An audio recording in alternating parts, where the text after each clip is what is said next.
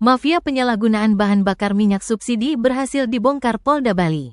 Pelaku bernama I. Nyoman Manis pun dibekuk pada Kamis tanggal 21 November tahun 2024.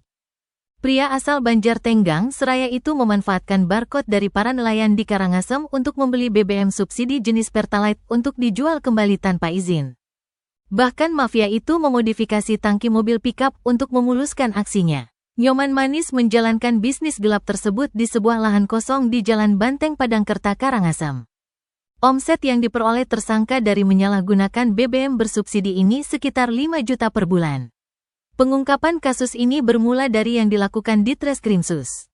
Sebab petugas menerima informasi adanya tindak pidana migas di wilayah Karangasem. Kemudian aparat melihat seorang laki-laki yaitu pelaku sedang menyedot BBM Pertalite dari sebuah tangki mobil pickup di Jalan Banteng.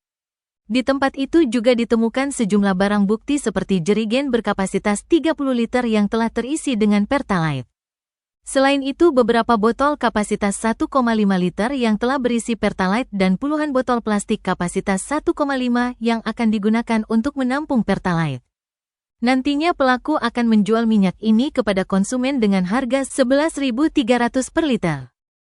Adapun modus pelaku yaitu membeli Pertalite di SPBU Pertamina menggunakan mobil pickup dengan harga Rp10.000 per liter. Dia menggunakan sekitar 14 barcode yang diperoleh dari nelayan-nelayan di Karangasem untuk membeli minyak ini. Barcode ini merupakan syarat pembelian Pertalite bagi masyarakat yang berhak. Sekali membeli, Nyoman Manis bisa mendapatkan 150-200 liter minyak. Kemudian dibawa ke TKP dan dimasukkan ke botol-botol berbagai ukuran untuk dijual dengan harga Rp11.300. Pelaku menjual di TKP yang dekat rumahnya dan juga menjual kepada nelayan-nelayan. Aksi ini sudah dilakukan sejak Mei tahun 2024 dengan keuntungan bersih mencapai Rp5 juta per bulan.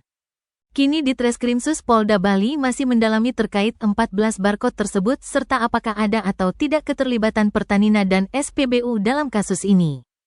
Atas perbuatannya Nyoman Manis yang menguntungkan pribadinya disebut telah merugikan negara 36 juta. Sehingga dia disangkakan pasal 55 Undang-Undang Republik Indonesia Nomor 22 Tahun 2001 tentang minyak dan gas bumi. Dia terancam hukuman paling lama 6 tahun penjara dan denda paling tinggi 60 miliar.